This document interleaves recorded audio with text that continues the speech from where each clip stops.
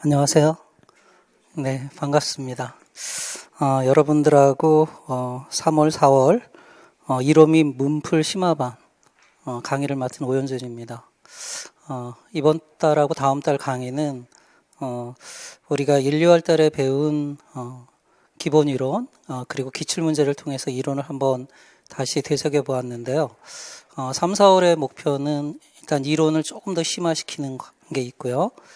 그리고 조금 다른 강의들보다 앞서서 우리가 쓰기 연습을 합니다. 일단 서론, 본론, 결론 이 논술 구조에서 서론하고 결론은 제외하고 몸통 부분이죠. 본론 쓰기 연습을 하도록 하겠습니다. 그리고 본격적인 건 이제 5, 6월 달에 다시 한번 연습을 하겠는데요. 교육학 논술의 배점이 총 20점이라고 볼 때 이 본론 부분이 15점 내지 16점의 배점을 가지고 있어요. 그래서 여러분들이 1, 2월 달에 배운 교육학 논술의 배경이 되는 교육학 이론들이죠. 그 이론들을 실제 문제에 어떻게 활용하는가 그것에 초점을 두고 강의를 진행하도록 하겠습니다. 근데 이제 3월, 4월은 그래도 이제 이론을 조금 더 심화시켜야 되기 때문에 제가 교육학 논술 핵심 229제 그 교재의 내용을 중심으로 이론을 한편으로 공부하면서 그리고 진단평가로 범위와 관련된 문제가 주어집니다. 그래서 쓴 거를 가지고 첨삭지도 이런 순으로 진행하도록 하겠습니다. 전체 강의 스케줄을 보면은요, 기본적인 교재는 교육학 논술 핵심 229제입니다. 이 부분은 크게 문제하고 문제의 이 답의 배경이 되는 이론이 있고요. 그리고 예시 답안이 있습니다. 이 중에서 특히 제가 중요하다고 생각하는 부분은 또 별표로 해놨어요. 그래서 이런 부분들을 열심히 여러분이 그 배경 지식과 함께 기본적인 답안 예제가 있죠. 이런 걸 읽고 쓰는 훈련을 하시면 되겠습니다. 그리고 이제 문제로 주어지는 진단평가로 주어지는 교재는 프린트물로 진행을 하고요. 강의 목표는 서두에서 말씀드린 것처럼 두 가지예요. 우리가 1, 2월 달에 배웠던 기본 이론과 또는 기출문제를 통해서 이론을 다시 보았는데요. 조금 더 한 걸음 더 들어가서 이론의 깊이를 심화시킨다. 특히 이제 교육학 논술이나 또는 심층 면접 시험에서 중요한 거는 채점 기준이 있어요. 채점 기준의 가장 중요한 부분이 키워드라고 볼 수 있어요. 그래서 이론의 기본적인 개념들 그리고 그것이 어떤 의미를 갖고 있는지 이런 걸 내면하는 데 1차적인 목표를 두고 있고요. 그 다음에 이제 쓰기 훈련을 하는 겁니다. 단원별 진단평가 형태로 문제가 주어집니다. 그러니까 매주 20점 분량의 문제가 주어지고요. 이런 걸 통해서 여러분이 본론을 쓰는 훈련을 하도록 하겠습니다. 그리고 이 부분은 이제 수업이 끝나고 그러니까 다음 주부터 진행이 되겠는데요. 1대1로 첨삭을 하도록 하겠습니다. 강의 전체적인 진행 순서는 9시 10분에 시작해서 10시 10분까지 진단평가로 진행을 합니다. 진단평가의 범위는 강의 진도 일정이 있죠. 오늘은 교육과정. 우리가 1, 2월 그 강의 순서하고 같게 진도표를 짰습니다. 그 다음에 다음 주하고 그 다음 주는 교육 심리학 파트가 되겠습니다. 그래서 여러분들이 선행학습을 해온다면 아마 진단평가를 준비하는데 도움이 될 것입니다. 그리고 진단평가는 여러분의 부담을 덜어주기 위해서 오픈북으로 일단은 진행을 하고요. 자신 있는 분들은 그냥 오픈북 하지 않고 책을 덮고 쓰셔도 상관은 없습니다. 근데 모르는 문제를 내가 억지로 그 문장력으로 쓰는 건 별 의미가 없어요. 왜냐하면 그렇게 쓰면 그렇게 쓴 그 경험이 여러분 장기 기억 속에 저장될 수 있어요. 그러니까 잘못된 지식이 저장되는 거죠. 그리고 그것을 마치 답처럼 기억하게 되면 내가 쓴 경험이 있기 때문에 오히려 그거는 여러분이 공부하는데 도움이 안 될 수가 있어요. 그래서 모르는 건 지금은 모르는 거는 뭐 죄가 아니죠. 부끄러움도 아니고. 근데 억지로 다른 걸 찾아서 쓰는 거 그거는 정직하지 못한 겁니다. 그러니까 교사는 지적 정직성이 있어야 되니까 찾아서 쓰시기 바랍니다. 그래서 이제 3월, 4월까지는 여러분이 장기 기억 속에 교육학 논술의 이론적 배경이 되는 교육학 지식들을 잘 구조화해서 체계화하는 것을 목표로 하시면 됩니다. 그래서 저는 오픈북 테스트를 계속 이제 이번 달부터 쓰기 시작하니까 한 7, 8월까지는 갑니다. 7, 8월부터는 이제 그 전범위로 섞어서 실전 모의고사 문제풀이로 가요. 그래서 조금 앞서서 가면 아무래도 여러분이 지금까지 공부해온 것을 점검할 수 있고 부족한 부분을 채울 수 있습니다. 그리고 1차는 기본적으로 토대니까 1차가 안정적으로 돼야 7, 8월 이후는 2차에 올인할 수 있다고 봅니다. 그래서 여러분이 전체적인 스케줄을 조금 앞서서 계획하는 것이 훨씬 낫다는 판단 하에서 한 2개월 정도 전체 커리큘럼을 앞서서 진행하는 겁니다. 그 다음에 이제 10시부터 1시간, 지금 이 시간이죠. 이 시간은, 그 진단평가 한 문제를, 예시 답안을 중심으로, 키워드를 중심으로 간단히 해설을 합니다. 그리고 이제 11시 반부터, 그 핵심 229제, 그걸 가지고, 이제 거기 또 문제가 있죠. 그리고 이론이 있고, 예시 답안 이런 순서로 진행하도록 하겠습니다. 그리고 이 강의가 끝나면 1대1, 첨삭 학습을 하도록 하겠습니다. 그러니까 오늘은 아니고요. 다음 주부터 진행하는 걸로 하겠어요. 여러분 답안지를 가지고 첨삭을 하고요. 그리고 뭐 완벽하게 맞으신 분들은 제가 오늘 2주에 배운 내용이 있으니까 그 다음 주가 되면 교육과정 범위에 대해서 면접 겸 제가 묻고 답하는 이런 식으로 진행할 수도 있습니다. 근데 여러분들이 저한테 질문을 많이 한다면 보통 한 분에게 15분 내의 시간이 주어질 텐데 저한테 질문을 많이 하면 제가 질문할 기회가 없고 만약에 질문을 할 게 없다 그러면 제가 질문을 하도록 하겠습니다.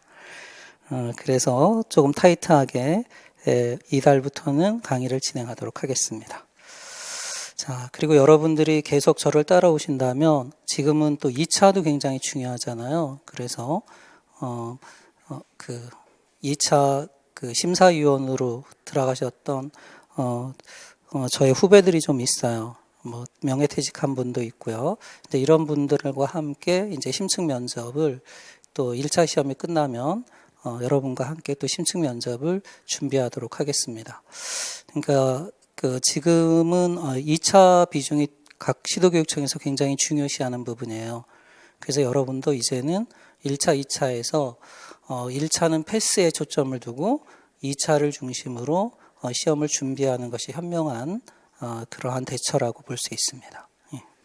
그래서 2차까지 여러분들을 책임지고 지도할 테니까 잘 따라오시기 바랍니다.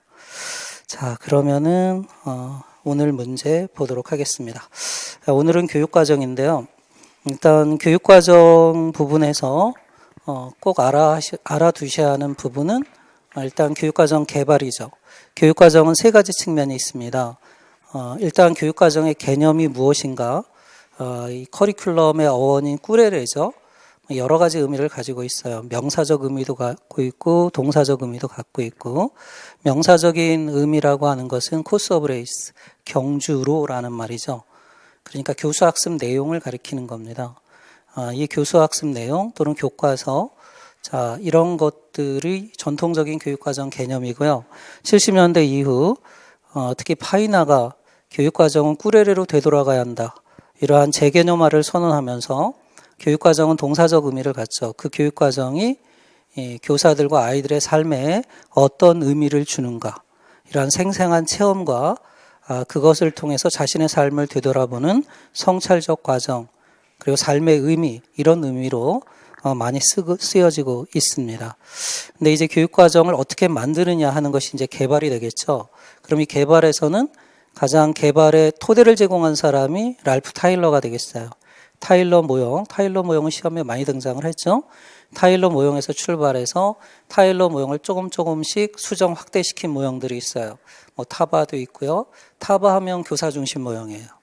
그 다음에 이제 학교 교육계획서, 이 학교 교육과정 개발 모형하면 스킬백이 되겠죠.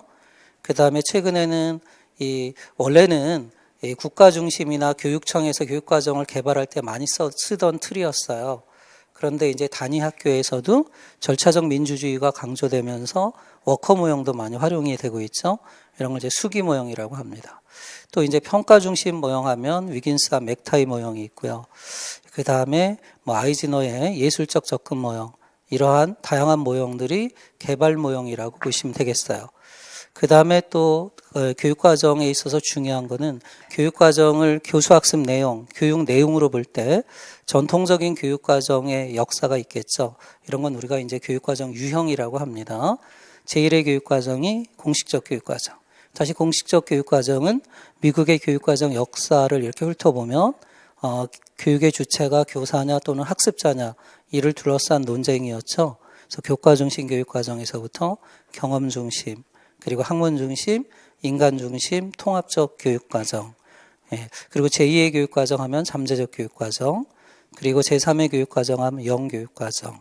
사실은 여기까지가 이제 교육과정 이론 부분이라고 볼 수 있고요. 조금 더 한 걸음 더 들어가면 이렇게 교육과정을 개발하는 데 있어서 중요한 것은 그 개발하는 사람들의 철학이 되겠죠. 그 사람들이 갖고 있는 가치, 이데올로기적인 체계, 이런 걸 교육과정 연구 또는 교육과정 학이라고 부르는 겁니다. 그러니까 교육과정 학은 교육과정 배경에 있는 철학이라고 볼 수 있죠. 그러한 철학을 이제 파이나라는 학자가 전통주의자다, 개념 경험주의자다, 재개념주의자다. 그래서 이제 재개념화라는 말을 좀 기억해 두시면 되겠고요. 그다음에 이제 교육과정 실제로 가면 우리나라 교육과정이 되겠죠. 그래서 우리나라 교육과정 중에서는 2015 개정교육과정 그 정도만 여러분이 알아두시면 되겠습니다. 자, 그럼 이제 교육과정 부분에서는 제일 중요했던 부분이 개발이죠, 개발.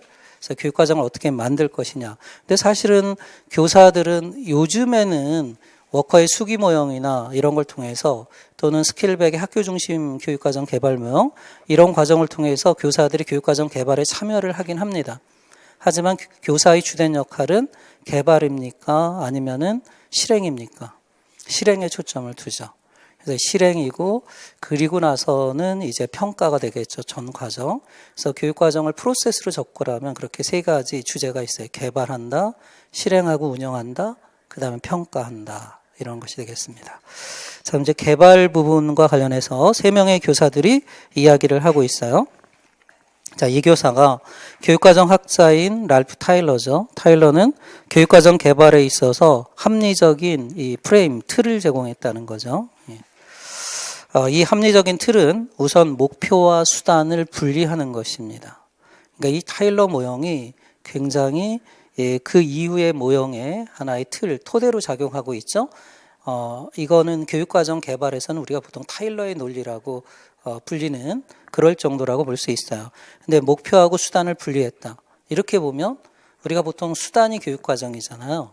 교사학습 내용이라고 본다면 그러면 타일러는 교육과정의 가치를 어떻게 했어요? 폄하했다라고 볼 수 있죠. 타일러의 모형은 목표 수단 모형이고요. 교육과정을 목표 달성의 수단으로 전락시켰다. 이렇게 볼 수가 있어요. 그래서 목표의 결정을 내세웠는데 이건 다분히 타일러가 미국이라는 나라를 만들었던 청교도주의자들의 후예이기 때문에 그래요. 그러니까 미국은 초지일간 그 기독교에서 기본적인 그 관점이 바로 신을 향해서 쭉 나가는 거죠. 그래서 그 목표라고 하는 것은 바로 목표는 종교적으로 보면 신이에요. 기독교는. 그러니까 기독교는 선으로 표현하면 직선이죠. 신을 향해서 나아가는 겁니다. 불교의 관점은 원이지만 돌고 도는 거. 자, 그래서 목표 중심 모형. 이것은, 그 타일러 교육과정 개발뿐만이 아니라 행정학에 있어서도 굉장히 중요한 요소가 돼요. 목표 중심 경영이 50년대 등장하죠. 그리고 50년대 심리학에서 목표를 강조하는 그 심리학적인 또 흐름도 등장해요. 어떤 심리학이에요? 목표를 강조하는 게? 심리학적 이론 중에서 행동주의 심리학이지. 행동주의 심리학은 목표 또는 그 목표가 꼭 결과잖아요. 그래서 스키너도 이 결과잖아요. 결과. 그리고 목표 이런 걸 강조하는 흐름이 보태지면서 교육행정, 교육경영에 있어서 목표를 중심으로 경영하는 행정학의 아버지 드러커잖아요. 드러커. 이러한 목표 중심 경영이라든가 이런 것들이 강조되죠. 그러니까 여러분도 수업 시연할 때 제일 중요한 게 뭐예요? 목표잖아요, 목표. 그러니까 저도 학교에 처음 이제 발령을 받았을 때 교장이나 교감 선생님이 그 수업하는데 들어오셔서 제 수업을 보고 나가시고 그러셨어요.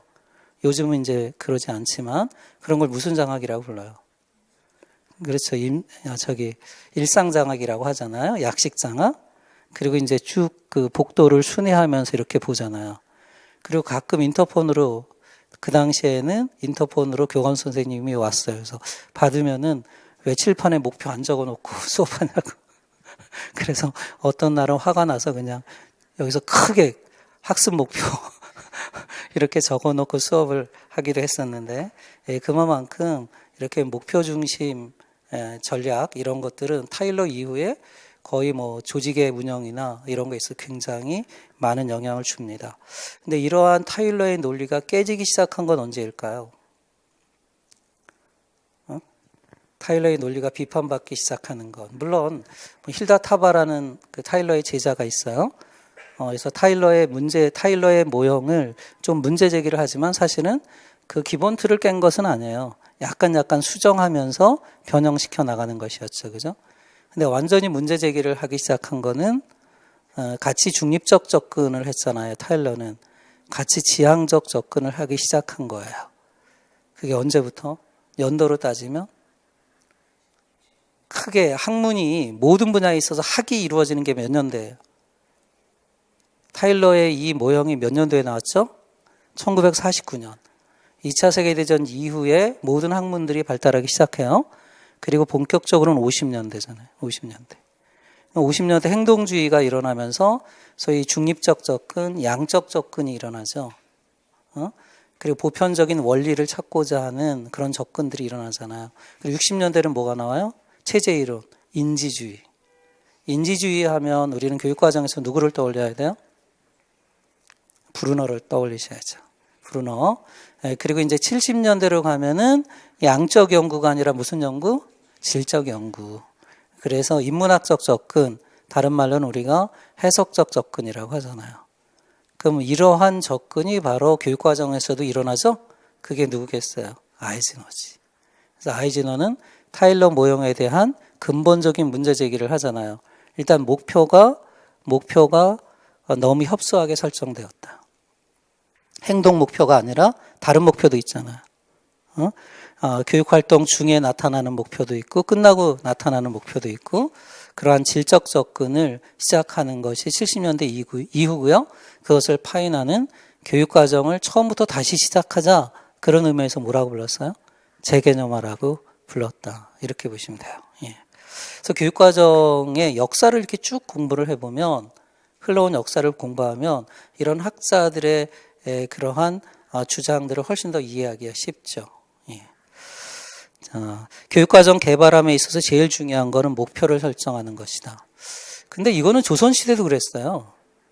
조선시대 공부를 왜 하는가 하면은 이황의 언행록도 있고요. 그 다음에 율곡이이도 공부를 할 때 제일 먼저 중요시한 게 뭐였죠? 두 글자로, 한자어로. 공자가 자기 일생을 논어에서 쭉 회고하면서 15살 날에 뭐 했다고 그랬어요? 15살에. 여러분 한참 늦었어요. 15살에 예? 목표를 설정했잖아요. 그 목표를 설정하는 걸 뭐라고 불러요? 입지. 뜻을 세웠다. 이게 목표를 설정했다는 거예요.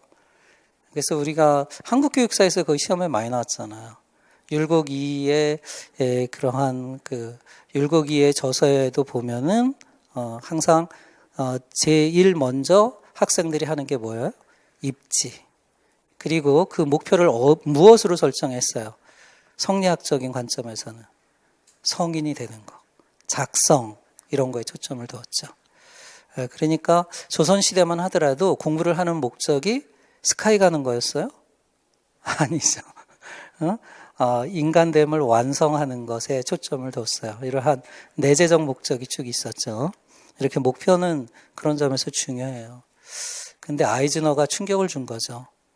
인생을 목표를 갖고 사는 사람이 얼마나 있을까요? 우리는 목표 없이 그냥 공부를 하다가 나 저거 하고 싶다 이런 생각이 들 때도 있잖아요.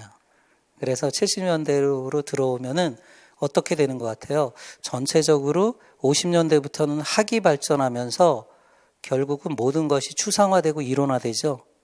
이런 것에 대한 비판이 오면서 이렇게 되면서 결국은 뭐로부터 그 추상화된다는 것은 학이라고 하는 것이 실제로부터 멀어진다는 거죠.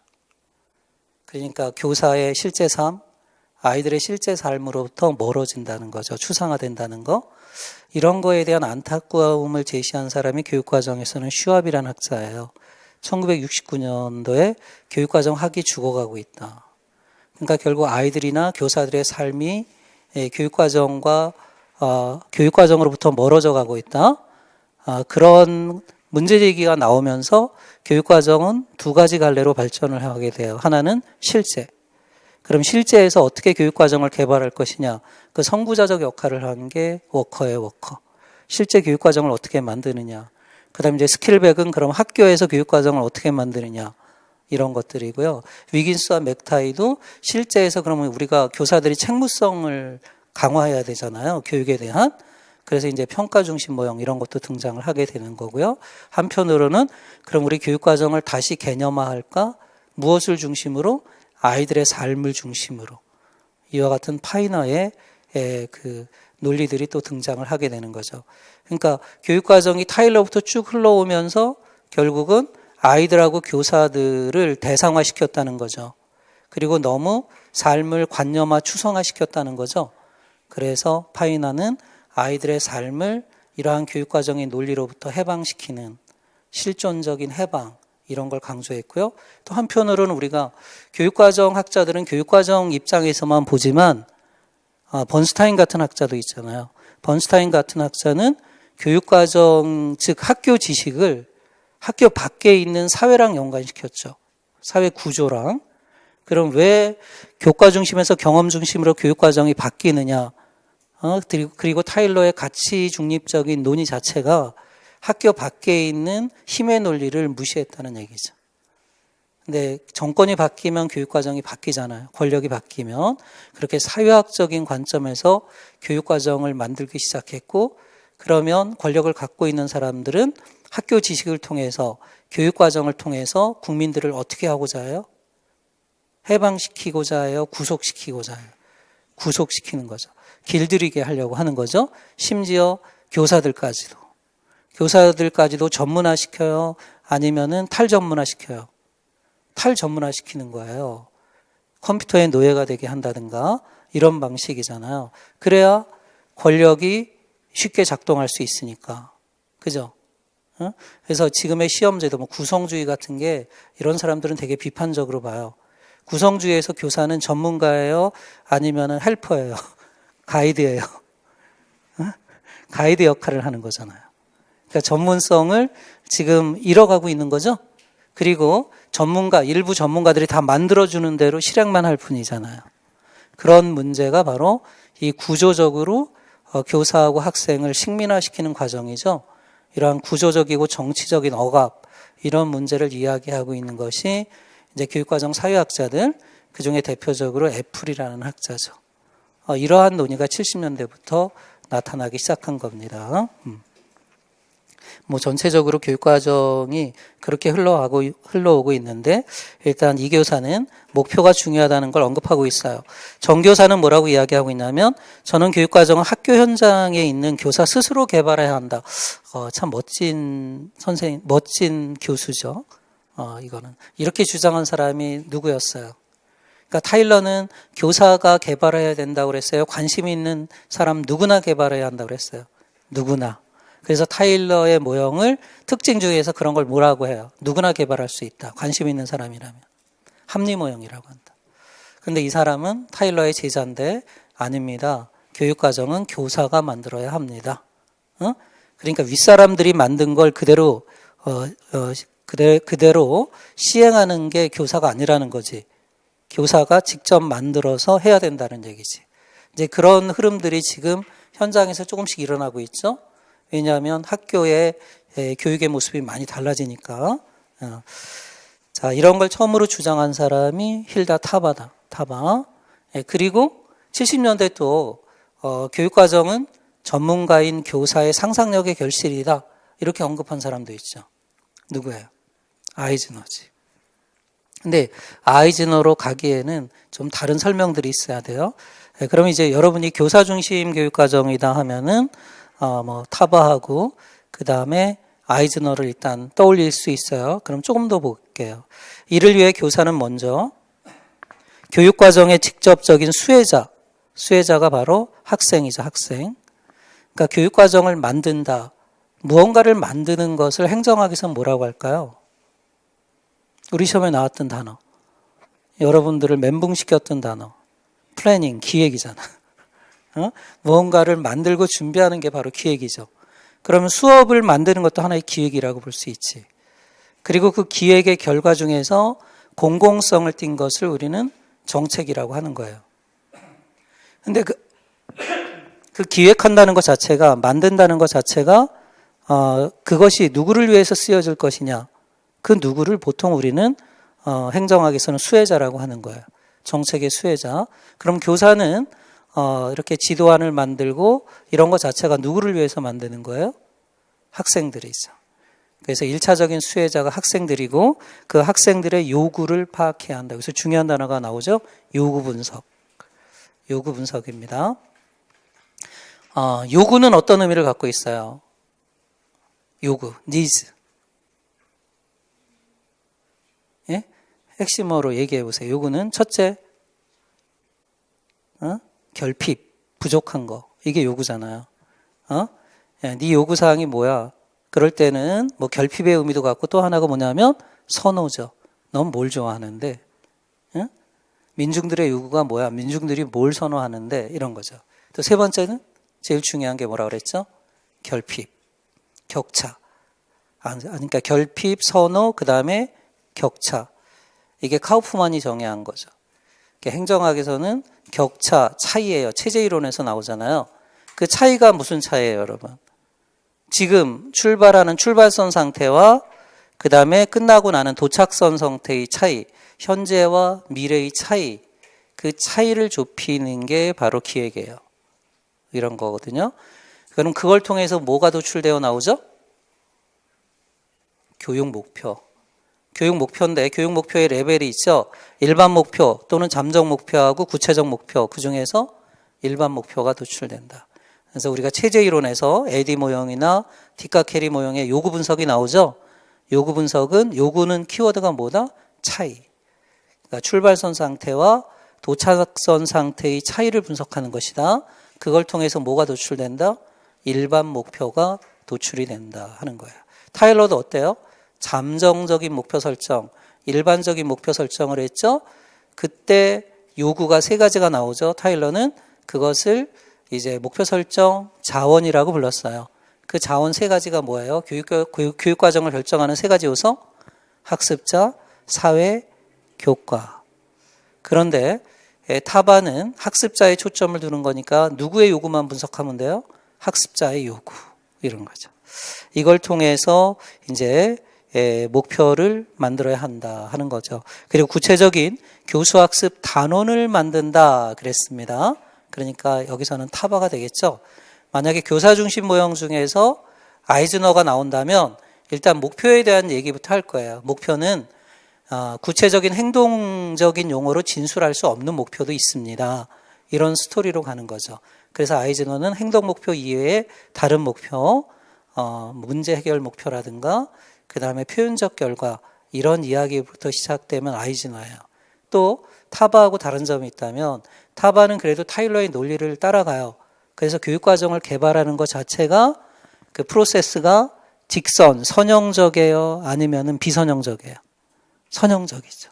타일러는 4단계를 설정했는데 타바는 조금 더 심화해서 9단계 정도로 세분화했죠. 근데 아이즈너로 가면 그 예술이라는 과목 자체가 선형적으로 흘러가는 게 아니잖아요. 그러니까 비선형적으로 가요. 그리고 상상력으로 가는 거니까 결국 교육과정을 만드는 일 자체가 물론 요소들은 있어요. 절차를 제시했지만 이런 것들이 막 얽히고 설킨 거죠. 그래서 거미줄을 치는 작업이다. 비선형적인 작업이다. 이렇게 얘기를 하고 있죠. 그러니까 여기서는 이제 선형적이다. 그리고 단원을 만드는 것으로부터 출발한다. 이러니까 타바가 되겠죠. 그 다음에 이제 강교사는 요즘 교육 현장에서는 이거 강조하고 있죠. 목표, 그 다음에 내용, 교수학습, 평가. 이것이 연계되는 거죠. 논리적으로 연계되는 겁니다. 예를 들어서 타일러도 이야기했어요. 평가는 교육 목표 달성 정도를 점검하는 과정이고, 그 다음에 교육 내용은 목표를 달성하는 수단이고, 그리고 이러한 목표를 전달하는 일이 바로 교수학습이고, 이런 것들이 다 일체화되어야 된다 하는 거죠. 이런 점에서 본다면 타일러 모형뿐만 아니라 우리가 학교 현장에서 활용할 수 있는 게 뭐예요? 위긴스와 맥타이의 백워드 설계, 후진 방향 설계, 거꾸로 설계도 활용할 수 있다 하는 거죠. 자, 이렇게 교육과정 개발에 대해서 3명의 교사들이 얘기하고 있어요. 문제 1번은 타일러가 주장한 이 교사의 대화에서 나타난 타일러가 주장한 교육목표 설정 자원 3가지, 그리고 교육목표 진술 방식, 그 다음에 문제 2번은 전교사가 주장한 교육과정 개발 모형의 명칭, 이 모형이 타일러 모형과 다른 차이점, 그러니까 그 명칭은 타바죠. 교사 중심 모형이니까 이제는 아마 교사 중심 모형하고 학교 중심 모형도 시험에 출제될 가능성이 있어요. 그 다음에 문제 3번에서는 강교사의 주장이 나타난 백워드 설계 모형의 개발 절차, 그리고 추구하는 목표, 이렇게 우리가 재작년부터 이렇게 촘촘하게 물어요. 촘촘하게. 그래서 여러분이 촘촘하게 알아두실 필요가 있고요. 그렇게 공부하는 전략이 필요합니다. 자, 그럼 문제 1번. 이 교사의 대화에서 타일러가 주장한 목표 설정 자원 3가지와 목표 진술 방식. 그럼 목표 설정 자원은 이제 학습자, 사회, 교과다. 이러한 요구를 파악해야 한다. 이런 걸 바탕으로 목표를 설정한다. 그런 목표는 구체적인 목표예요? 잠정적인 목표예요? 잠정적인 목표다. 잠정적인 목표가 일반 목표가 되는 거예요. 이건 거꾸로 이야기하면 아무나 교육과정을 만들 수 있어요. 그런데 제일 먼저 하는 게 목표를 설정하는 거죠. 근데 내가 설정한 그 목표가 그 3가지 요구에 합당해야 돼요. 3가지 요구의 타당성을 가져야 된다 이거죠. 그럼 예를 들어서 제가 사회교과서를 만들었어요. 중학교 1학년 사회교과서를 만들었다. 그럼 첫 번째, 학습자의 요구에 맞는가, 그 목표가. 즉 중학생들은 인지 발달 단계상으로 보면은 구체적 조작기 후반이나 또 형식적 조작기라고 볼 수 있잖아요. 그 발달 단계에 맞게 설정이 되었는가. 또 하나는 뭐죠? 우리 사회의 요구, 홍익인간의 이념에 맞는가. 또는 2015 개정교육과정에서 요구하는 4가지 인간상, 그거에도 부합되는가. 그 다음에 또 교과 전문가가 봤을 때 또 타당한가. 이런 의미를 갖고 있다는 거죠. 그리고 그 잠정적인 목표를 이제 걸러내는 걸음체 역할을 하는 게 있겠죠. 그게 교육학의 학문적 토대가 되는 2가지 학문이에요. 하나는 목표가 과연 바람직한가 이거죠. 바람직한가. 자, 그것을 가늠하는 것이 뭐가 되겠어요? 철학이죠. 철학의 틀로 걸러내야 되는 거예요. 그 다음에 2번째는 그 목표가 현실화될 수 있는가. 그러니까 그거는 어떤 학문적 토대가 되겠어요? 심리학이 되겠죠. 이거는 헤르바라트가 교육학을 이론적 체계화시킨 2가지 학문이죠. 철학과 학습심리학. 이걸 통해서 걸러내고 남는 것이 뭐가 되겠다? 교육 목표가 되겠다. 그럼 그 교육 목표를 이제 그 교육 목표는 이거는 전체 교과의 목표가 되겠어요? 아니면 단원의 목표가 되겠어요? 단원의 목표죠. 오늘 수업에서 할 목표죠. 그러한 목표를 그럼 구체적으로 진술해야 되겠죠? 이건 시험에 나왔던 거예요. 그 2가지 차원으로 2가지 차원으로 분류해서 진술한다. 그게 2원 목표 분류죠. 하나는 내용이고요. 하나는 행동이 되겠다. 근데 그 행동은 수업 전 행동이에요. 수업이 끝나고 나서 학생들에게 보여지는 행동이에요. 끝나고 나서 보여지는 행동이죠. 그래서 무슨 행동이라고 불렀다? 도착점 행동이라고 불렀다. 그래서 제가 굵게 쓴 거는 이게 키워드가 되겠어요. 내용과 행동으로, 도착점 행동으로 분류해서 진술한다. 그래서 여러분들이 혹시 학교 현장에서 경험한 적이 있다면 중간고사, 기말고사를 볼 때 시험 문제 내기 전에 반드시 전제로 작성하는 게 뭐예요? 이원 목표 분류표죠. 그러니까 내용과 행동으로 나누어서 예를 들어서 소설의 뜻을 말할 수 있다. 그럼 문제 1번, 다음 중 소설의 뜻으로 알맞은 것은 이렇게 출제를 하잖아요. 그럼 결국은 이렇게 목표를 이온 목표 분류표로 분류해서 작성한다는 것 자체는 뭐를 염두에 둔 거다? 평가를 염두에 둔 거다. 평가를. 그럼 그 평가는 어떤 평가겠어요? 수업이 다 끝나고 진행하는 평가니까 총괄 평가. 그리고 평가 도구가 진위할 조건은 그럼 뭐가 되겠어요? 목표에 맞는 문항을 출제해야 되겠죠? 그 평가 도구의 조건, 좋은 평가 도구가 진위할 조건 4가지, 타당도, 신뢰도, 그 다음에 객관도, 실용도 중에서 뭐 해당돼요? 타당도. 시험에 나왔던 거. 타당도 중에서 무슨 타당도? 내용 타당도. 이렇게 되는 거죠. 자, 그 다음에 이제 또 여러분 배경 지식을 전체적인 틀을 한번 회상시켜 봐요. 그 행동 목표를 이제 세분화한 학자가 또 등장하는 거죠. 왜냐하면 타일러 이후 50년대는 행동주의가 지배하던 시대였어요. 그럼 행동을 더욱더 세분화하는 거죠? 이렇게 학문은 점점 세분화하는 길로 가네요. 이게 그러면 번스타인의 말이 맞죠. 번스타인이 자율이론에서 교육과정은 어떻게 발전하는가, 분류하고 구조라는 말로 설명을 하잖아요. 그럼 이 시대는 분류가 강한 시대예요? 분류가 약한 시대예요? 분류가 강한 시대죠. 학문이 막 발달하던 시대니까 학문의 코드가 발달하던 시대잖아요.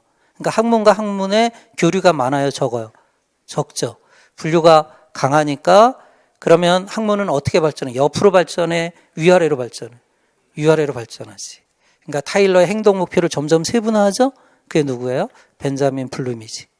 블룸이 어떻게 그 행동 영역을 세분화하지? 인지적, 정의적, 심리 운동 기능적 영역. 그리고 그걸 더 세분화한 인간이 또 등장하지? 인간이라고 그러면 안 되고. 학자가 등장한 사람 그게 누구야? 가네.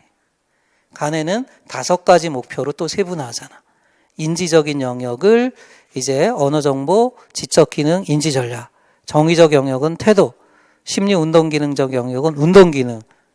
근데 가네가 여기 딱 나오고 가네가 등장하면서 미국은 교육학은 크게 어떻게 발전하냐면 행동주의에서 인지주의로 발전하지. 그래서 가네는 행동주의에서 어디로 간다? 인지주의로 간다. 그래서 이름이 가네야. 응? 그래서 인지주의가 등장하면서 그 다음에 메릴이 등장하잖아. 메릴은 가네의 행동 목표랑 뭐랑 연결시키지? 내용과 연결시키잖아. 그래서 타일러가 처음 했던 내용과 행동인데 이제 메릴이 그 내용 차원을 4가지 사실, 개념, 절차, 원리, 응? 그리고 인지적 영역 3가지를 언어 정보를 지식, 기억, 그 다음에 지적 기능을 활용, 인지 전략을 발견. 그래서 12가지, 구체적으로는 10가지 목표 세분화로 가잖아요. 네. 자, 그럼 이제 1번은 됐고 문제 2번으로 가보면 정교사의 주장이 나타난 교육과정 개발 모형의 명칭은 타바의 아마 교사 중심 교육과정 개발 모형 또는 타바의 확장 모형 이렇게 우리가 명명할 수 있겠죠. 이 모형이 타일러의 모형과 다른 차이점. 그러니까 우리 시험 문제에서 여러분 명칭하면은 그 개념이나 제목을 쓰는 거고요. 그 다음에 개념이라는 말이 나오면 명칭하면 그냥 이름을 쓰는 거고 개념하면 뜻을 쓰는 거예요. 그렇게 여러분이 파악하고 답을 작성하시면 됩니다. 이 모형이 타일러 모형과 다른 점 제시문에도 조금 나와 있어요. 제시문에도 일단 타바를 보면 요구 분석을 한다 이거지. 이미 다 나와 있어 제시문에. 그러니까 제시문을 여러분 잘 분석해 보면 답이 나와 있는 거야. 타일러는 학습자, 사회, 교과를 분석하는 건데 타바는 뭘 분석한다? 학습자의 요구를 분석한다. 한 가지 나왔네. 그 다음에 또 하나 타일러는 그 연역적인 설계잖아. 전체 교과, 즉 일반 목표에서 출발해서 단원의 목표로 가잖아. 그러니까 전체 교과를 만들고 단원을 만들어가는 이러한 연역적인 건데 타바는 어떻게 한다고? 단원을 먼저 만들고 그러니까 오늘 여러분에게 가르칠 내용을 먼저 내가 만들고 그리고 시험적으로 이렇게 해보고 또 수정하잖아. 수정하고 이거를 조금 다듬고 그리고 우리가 뭐 한 8시간이면 8시간 다 한 거 그러면 이걸 다 묶어서 예를 들어서 문제풀이집 이러한 책자가 나올 수 있다는 거죠. 이렇게 단원에서 전체 교과로 이어지는 건 누구다? 타바다. 벌써 여기 여기서 제시문에 답이 다 나온 거지. 그죠? 그래서 여러분이 재심을 촘촘히 분석해 보면 그 교육학 논술이라고 하는 거는 뭐 숨어 있는 것도 있지만 답이 이 재시문에 흘려진 것도 많이 있어요. 그리고 1차 시험은 이거는 자격 시험에 거의 해당되는 거기 때문에 그런 단서들이 있어. 그런 단서들을 잘 찾아서 인출시켜야 돼. 그러니까 인출이 안 나죠. 인출이 안 나는 이유가 여러분이 타바라는 걸 공부 안 했다면 인출이 안 되지. 그지? 예, 그렇지만 어느 정도 공부했으면 그 단서가 있으니까 그 단서에 의한 재생과 인출을 하시면 돼요. 그 다음에 이거 말고도 또 다른 특징들이 있어요. 그건 이론 공부할 때 한번 보도록 하고요. 뭐 예를 들자면 거기 예시 답안에 나와 있죠. 타일러는 학습 경험과 교육 내용을 이론화해서 접근했어. 그런데 타바는 학습 경험과 교육 내용을 이원화했다. 엄밀하게 보면 다른 거예요. 교육 내용은 예를 들어서 뭐 함수, 수학으로 따지면 함수 이런 거예요. 근데 학습 경험은 학습자 입장에서 교육 내용을 접근하는 거니까 여러분들이 지금 제 강의를 듣는 거잖아요. 그러니까 학습 경험은 듣는다 또는 책을 읽는다. 그 다음에 토의 수업을 한다. 이런 것들이 학습 경험이지. 이렇게 분리시키고 있다. 그래서 그러면 이 둘 중에서 어느 게 선후 관계를 따져보세요. 어느 걸 먼저 만들어야 돼? 그렇지. 교육 내용을 먼저 만들고 그 다음에 학습 경험을 만들어야 되겠지. 그리고 또 생각해봐. 그럼 교육 내용을 만들 때 선정을 먼저 해야 돼? 조직을 먼저 해야 돼? 선정을 먼저 해야지. 그리고 질서화하는 조직을 하는 거지. 이렇게 학습 경험과 교육 내용을 분리시키고 있다. 근데 타바만 그런 게 아니야. 교사 중심 교육과정 개발 모형을 제시한 사람이 또 누가 있다고 그랬죠? 아이즈너도 있지. 아이즈너도 우리가 교육학 논술 229제에서 보겠지만 아이즈너도 교육 내용하고 학습 기회라는 말을 쓰고 있어. 학습 기회가 곧 학습 경험이다. 이렇게 보시면 되겠지. 그 다음에 또 중요한 게 타일러는 교수학습 활동을 교육과정에 포함시켰다, 배제하고 있다. 배제하고 있지. 왜냐하면 교육과정을 만드는 일이나 교수학습을 설계하는 일이나 결국은 같은 일이라고 본 거지. 그러니까 교수학습을 설계할 때도 목표를 설정하고 그 다음에 경험을 선정하고 조직하고 평가하고 이렇게 하잖아요. 같은 일로 보고 있는 거지. 그렇지만 타바 입장에서 보면은 교사의 활동이 교사가 만드는 거니까 교수학습을 포함했다. 뭐 이런 것이 차이점이 되겠어요. 자, 그 다음에 문제 3번 볼게요. 강 교수 주장이 나타난 백워드 교육과정 설계 모형의 개발 절차입니다. 자, 그리고 이 백워드 설계 모형에서 추구하는 교육 목표가 뭐냐? 위긴스와 맥타이의 거꾸로 설계 모형은 한번 시험에 출제가 된 적이 있습니다. 그건 왜 그러냐면 이게 많이 나올 수밖에 없는 게 평가의 중요성을 강조하고 있다. 그리고 교사는 평가를 늘 염두에 두고 해야 한다. 그러니까 교사가 교육이 존재하는 것이 학습자를 위해서라면 학습자의 평가를 염두에 둬야 된다는 거죠. 이거는 다른 말로 표현한다면 책무성입니다. 이게 여러분이 교육의 역사를 보면 별로 좋은 건 아닙니다. 교사의 책무성을 강화한다. 이건 다른 말로 표현한다면 교사가 책무성 없이 교육활동하고 있다는 거예요. 혹시 막 그런 뜻에서 여러분이 교사가 되려고 하시는 건 아닌지. 왜요? 편하니까. 그러려고 교사가 되는 거 혹시 아니세요? 이런 시각이 있습니다. 그죠? 또 공무원에 대한 시각이 좋아요, 나빠요? 나쁘죠. 철밥통이다. 세금을 축내는 사람들이다. 화가 나죠, 그런 얘기 들으면. 그래서 책무성이 왜 나오게 되는가를 잘 생각해 보세요. 기본적으로 그 정치를 하는, 행정을 하는 사람들은 호주에서부터 이게 출발을 했는데 이런 시각들이 교사들을 뭐라고 해야 되냐면 지대 추구자다. 지대 추구자가 뭐냐면 그러니까 임대업 하는 사람들. 아무 노력 없이 그 땅이나 또는 이 건물 하나만 가지고 이득을 취하는 사람들. 그러니까 교사 자격증 한번 따면 아무 노력 없이도 그냥 정년까지 가는 거. 이런 생각을 하고 있다는 거야. 그러니까 교육이 그 효과를 발휘하지 못한다. 이런 마인드를 갖고 있는 게 이 교육과 관련된 정책 기반자들이에요. 그럼 이러한 지대 추구자적인 복지부동하는 공무원 교사를 어떻게 교육에 열심히 하도록 하게 할 것인가? 자를 수는 없잖아요. 그죠? 압력을 줘야 되겠지. 압력을 주는 방법이 이제 바로 책무성을 강화하는 방안이다. 그래서 책무성이라는 단어가 나와요. 우리나라는 1995년 5.3.1 교육개혁 안에 이런 모형들이 들어갑니다. 미국은 2000년도에 나와요. 미국은 그러면서 평가를 강화하는 겁니다. 이게 어떤 평가냐면 전국 단위의 평가를 하는 거지. 그럼 전국 단위의 평가를 하게 되면 결국 학교가 어떻게 되죠? 서열화되지. 그럼 내가 지금 몸담고 있는 학교가 전국에서 꼴찌라면 교사들은 억지로 자율적인 것이 아니라 타율적으로 부담감을 갖게 되잖아요. 그게 타율적인 부담감을 책무성이라고 하는 거예요. 근데 나는 애들이 너무너무 사랑스러워. 그죠? 그럼 애들에게 뭔가 더 많이 가르쳐주고 싶어. 그거는 책무성이 아니죠. 그건 뭐예요? 책임감이지. 책임감. 그래서 책무성에서 책임감으로 바뀌기 시작해요. 그 책임감이 뭐 우리나라로 보면 80년대 후반에 등장했던 참교육 운동이었고요. 그 다음에 비교적 최근에 뭐 경기도부터 시작됐던 혁신학교 운동, 그거는 교사들의 책임감의 발로라였죠. 그래서 책무성과 책임감은 달라요. 근데 그 책무성을 강화하는 사람들은 반드시 교원들을 평가하는 시스템을 갖고 있죠. 그리고 교원들을 계속해서 옥죄죠. 대표적으로 또 어떤 제도가 있어요? 뭐 성과급 제도. 이런 걸 강조하죠. 그래서 권력을 가진 사람들은 교사들을 계속 막 쪼우는 거야. 이런 것들이 책무성이에요.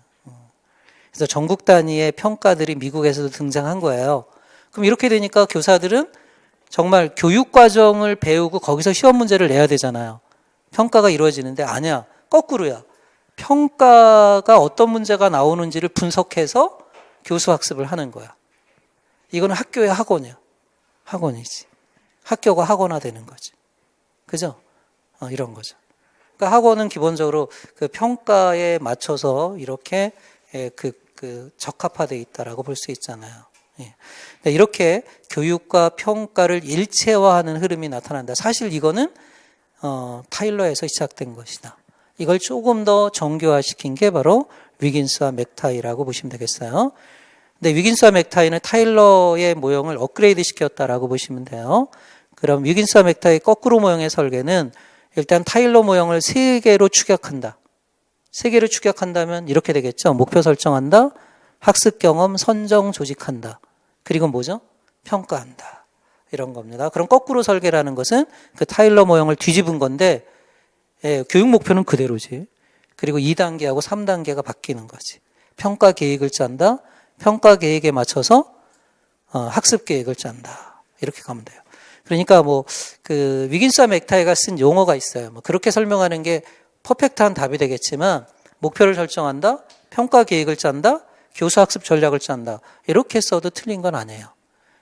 근데 우리가 직역해서 번역하면 교육 목표를 뭐라고 불렀죠? 바라는 결과를 확인한다.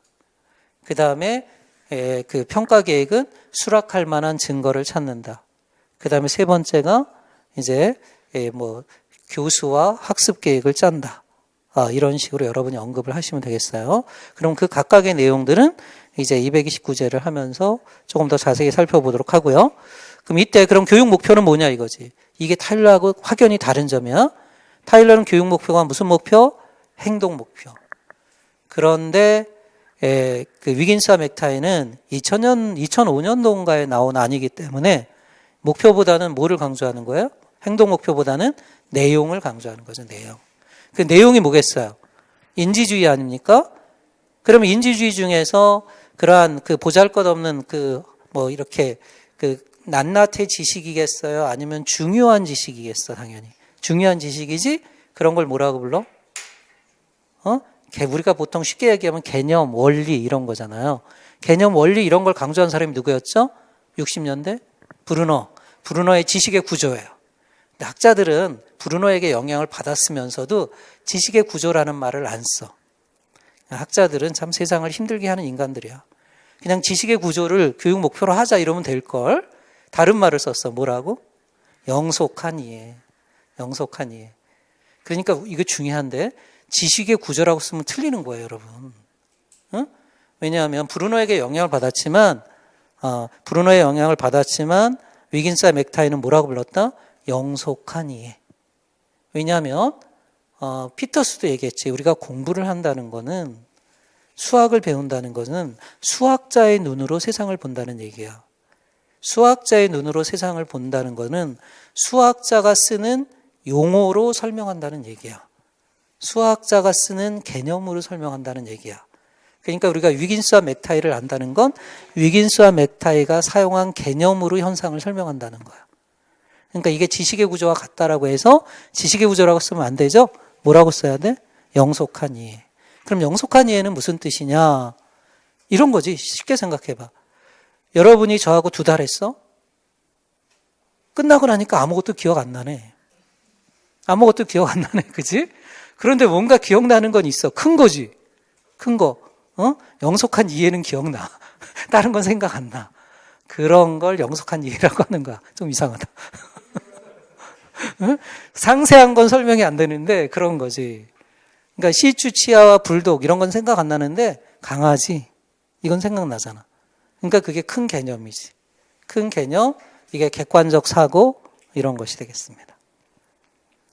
자, 그 다음 4번에서 6번 볼게요. 교육과정 관련 서적을 읽었어요. 교사가 자신의 역량 개발을 위해서. 이건 무슨 연수? 그렇죠. 자기 연수예요. 자기 연수. 장학으로 물어보면 자기 장학이 되겠죠. 자, 교육과정을 교수학습 내용으로 본다면 우리가 교육과정을 교사 입장에서 보면 교수학습 내용 또 뭐가 있죠? 실행으로 볼 수도 있죠. 실행. 그죠? 그러한 교과 내용을 실행하는 이렇게 볼 수 있어요. 그러니까 교수학습 내용으로 본다면 크게 가르치는 사람의 입장에서 보면은 조직화된 지식이다. 그리고 배우는 학습자의 입장에서 보면 학습 경험이다. 이렇게 볼 수 있죠. 자, 이때 조직화된 지식은 코스 오브 스터디, 그러니까 교과목의 모음이라고 부를 수 있다. 이제 교과목의 모음이다. 교과목의 모음이다. 이게 무슨 소리일까요? 이게 이해가 됐어요? 조직화된 지식이다. 또는 체계화된 지식이다. 아니면 교과목의 모음이다. 이렇게 생각해 봅시다. 여러분이 중학교 선생님이 됐어요. 그럼 중학교 1학년은 아이들은 어떤 교과를 배우죠? 어떤 교과? 8개 교과를 배우잖아요. 뭐 국어, 수학, 영어 이런 거 배우죠? 2학년 때 또 교과를 배우죠? 3학년 때 교과를 배우죠? 이러한 교과목의 묶음, 이걸 조직화된 지식이라고 부른다. 그러니까 무슨 교육과죠? 뭐 교과 중심 교육과죠. 또는 학문 중심 교육과죠. 이렇게 볼 수 있지. 그 다음에 학습자 입장에서 보면 학습 경험이다 이거지. 그럼 학습 경험은 2가지가 있겠죠? 경험 중심 교육과정, 인간 중심 교육과정이다. 이렇게 볼 수 있지. 자, 그래서 문제 4번을 보면 학습 경험으로 보는 교육과정 유형 2가지 명칭. 경험 중심 교육과정, 인간 중심 교육과정. 그러면 경험 중심 교육과정의 정의, 개념이니까 정의는 뭐예요? 모든 경험이에요? 의도한 경험이에요? 의도한 경험. 이게 중요해요. 가치 있는 경험 또는 학교에서 계획한 경험. 이거지.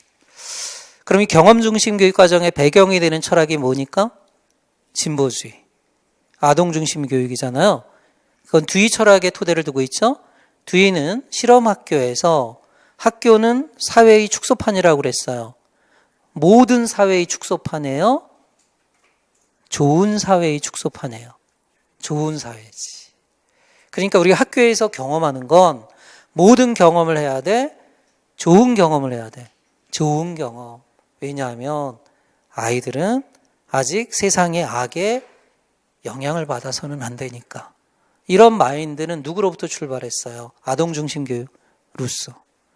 루소는 그런 걸 소극적 교육이라고 불렀어요. 문명, 악의 상태에서 아이들을 어떻게 해야 한다? 지켜줘야 한다. 그죠? 그래서 학습이 먼저예요? 발달이 먼저예요?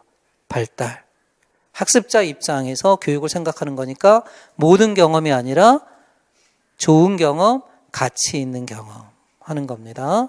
그래서 듀이는 좋은 사회가 어떤 사회예요? 민주주의 사회.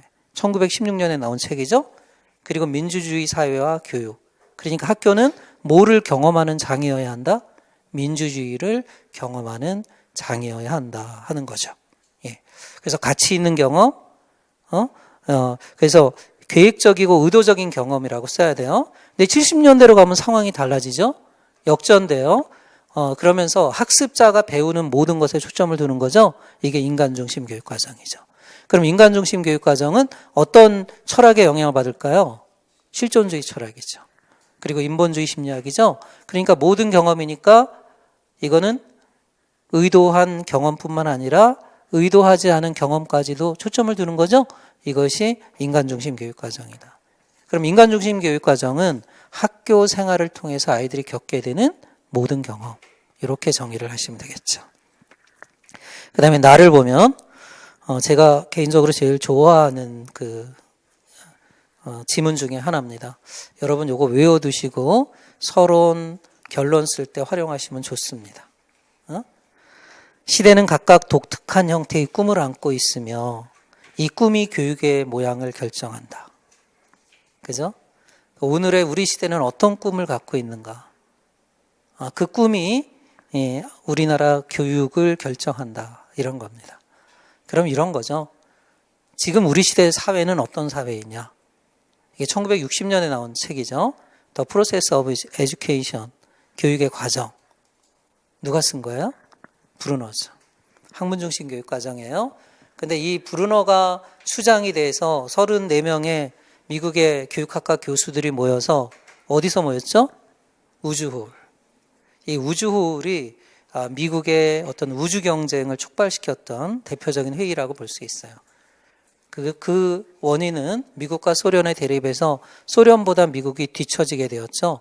소련이 인공위성을 쏘아 올렸고 미국이 자극을 받으면서 미국에 내놓으라는 교육학자들이 왜 미국 교육이 소련에 뒤처졌는가에 대한 성찰에서부터 출발한 거예요. 그러니까 교과를 잘못 가르쳤다. 그러면 교과를 잘 가르치자. 그리고 그 연구 결론이 이제 교육의 과정이라는 책으로 나온 거죠. 그 제목이 함의하는 게 중요해요. Process of Education.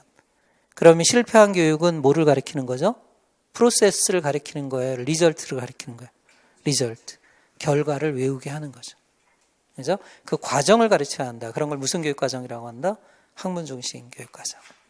근데 이것만 보고 어떻게 학문중심 교육과정을 알 수 있어요? 더 프로세스 오브 에듀케이션을 다 읽은 것도 아닌데. 그죠? 그럼 여기서 키워드가 나오잖아. 핵심적 확신. 이거지. 핵심적 확신은 바로 뭐냐? 이거죠? 지식의 최전선에서 새로운 지식을 만들어내는 학자들이 하는 일이나 초등학교 3학년 학생들이 하는 일이나 막론하고 모든 지적 활동은 근본적으로 동일하다. 모든 지적 활동은 근본적으로 동일하다. 활동이 동일하다. 수준은 다르다. 그지? 모든 지적 활동은 그럼 뭐죠? 응? 두 글자로 얘기한다면? 뭘 하는 거예요? 모든 지적 활동은? 두 글자로. 학자들이 하는 일이나 초등학교 3학년 애들이 하는 일이나 똑같다. 두 글자를 하는 거예요. 뭐예요? 응? 여러분 답에 썼어요. 두 글자. 탐구. 또 뭐예요? 발견. 이거잖아요. 발견. 뭘 발견하는 거예요? 지식의 구조. 지식의 구조를 우리가 쉬운 다른 말로 표현하면 뭐죠? 원리, 법칙 이런 거지. 인간 사회의 어떤 법칙, 자연현상의 법칙. 그러니까 이건 철학적으로 보면 뭐지? 법칙이나 원리 이런 걸 뭐라고 하지? 본질. 본질주의 철학이지. 본질을 찾는 거야. 원리 이런 거. 그리고 또는 개념 이런 걸 찾는 거지. 예. 자, 그러면 문제 5번 보세요. 글 나와 관련된 교육과정 유형의 명칭이니까 학문중심 교육과정이죠? 그럼 학문중심 교육과정을 우리가 교육관에 비춰서 교육의 목적, 교육의 내용, 교육의 방법으로 묶고 있는 거예요. 교육의 목적은 뭐예요? 학자를 만드는 거지. 학자를 만드는 걸 다른 말로 하면 뭘까?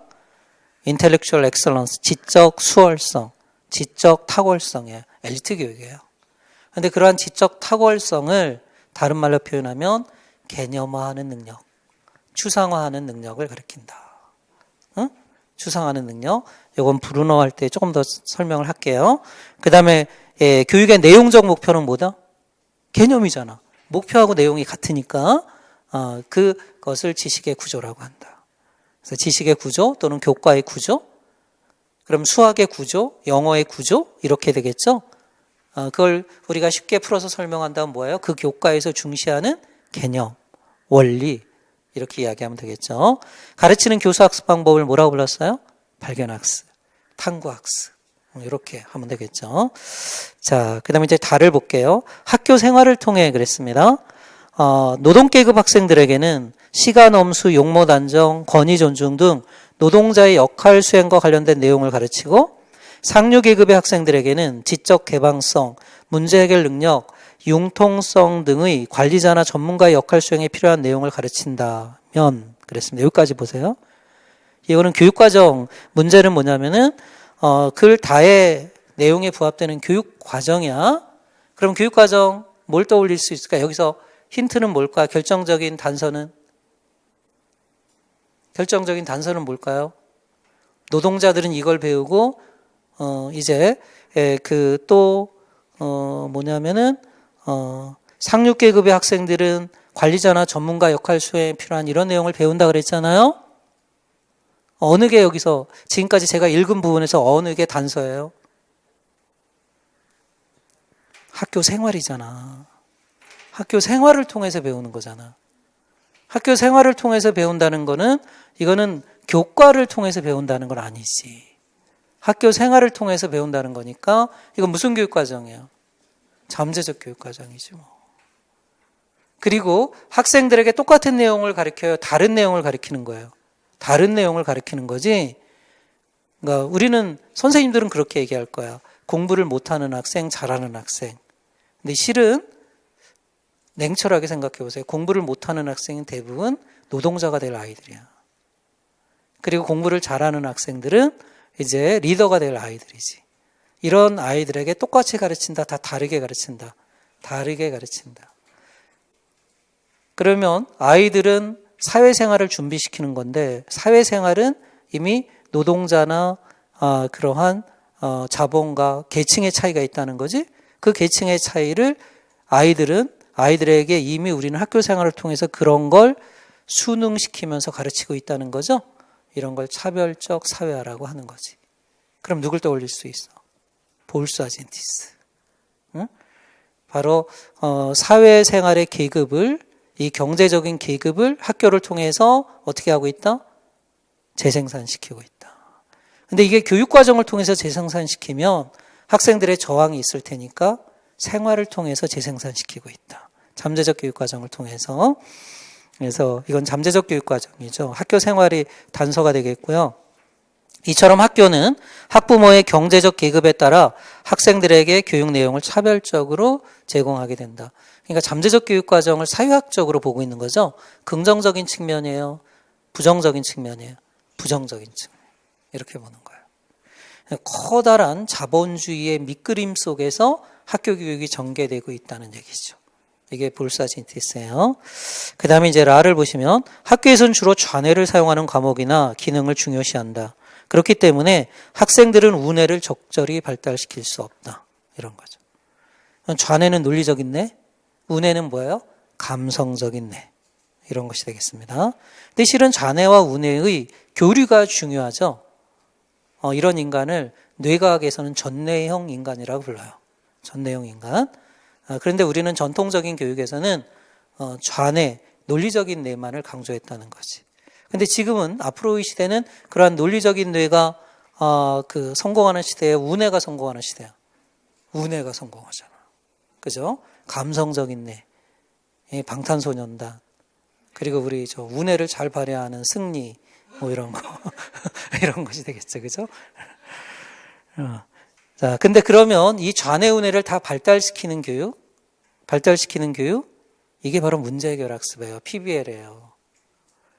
그럼 좌뇌는 논리적인 거니까 가설 전역적 사고를 하는 거예요. 수렴적 사고. 우뇌는 어떻게 하는 거죠? 가설을 세우지 않고 창의적 사고를 하는 거죠. 그래서 우리가 문제를 해결할 때는 기본적으로는 가설 연역적 사고를 통해서 내가 배운 지식을 적용하잖아요. 이렇게 안 될 때는 어떻게 해? 창의적 사고를 활용하는 거지. 학교 밖에서 우리는 해답이 분명하지 않은 수많은 문제들, 이걸 무슨 문제라고 불러? 해답이 분명하지 않은 수많은 문제들 시험에 나왔잖아. 비구조화된 문제. 또는 행정학에서는 뭐라고 불러? 비정형화된 문제. 그 다음에 언어학에서, 국어에서는 뭐라고 불러요? 구성주의에서는? 구성주의는 구조화된 문제라고 부르지만 ill-defined, 잘 정의되지 않은 문제, 이렇게 부르는 거지. 이걸 해결하면서 살아가게 되는데 이 문제 해결 과정은 잘 정립된 기준을 단순히 적용하는 과정이 아니라 질적인 판단을 요구하는 것이 많다. 이는 운의 영역이다. 그런데 수학이나 과학 이런 과목만 학교에서는 강조하고 있다는 거죠. 그래서 상대적으로 예술 과목이나 이런 것들, 운해를 개발할 수 있는 과목은 중요시하고 있다, 홀대하고 있다. 홀대하고 있다. 그러니까 무슨 교육과정? 영교육과정. 자, 그래서 잠재적 교육과정, 영교육과정, 이게 문제 6번이 되겠죠? 이거는 뭐 잠재적 교육과정은 지난해에도 나왔던 거고요. 그럼 잠재적 교육과정의 개념은 뭐예요? 학교 생활을 통해서 은연중에 아이들이 얻게 되는 모든 것이다. 조금 더 이것을 디테일하게 세분화시키면 뭐예요? 의도와는 다른 결과, 의도하지 않았는데 학습한 모든 것. 이렇게 정의할 수 있겠죠. 영교육과정은 뭐예요? 학교 교육을 배우는 동안에 배운 거에 놓친 거예요? 놓친 거. 이런 기회학습 내용을 가리킨다. 이걸 조금 더 디테일하게 구분한다면 개발과 실행으로 나눠볼 수 있지. 개발 과정에서 가치 있는데 교육과정 문서, 즉 교과서에 들어간 거야, 빠진 거야? 빠진 거. 개발 과정에서. 그리고 실행 과정에서 교과서에는 있는데 교사가 가르친 거, 놓친 거. 이런 걸 영교육 과정이라고 부른다. 자, 뭐 예시 답안에서 여러분이 이제 볼드체로 굵게 나온 거 있죠? 그걸 여러분이, 그게 키워드니까 그걸 중심으로 머리에 기억해 두시면 되겠어요. 자, 이렇게 해서 이제 진단 평가를 마치고요.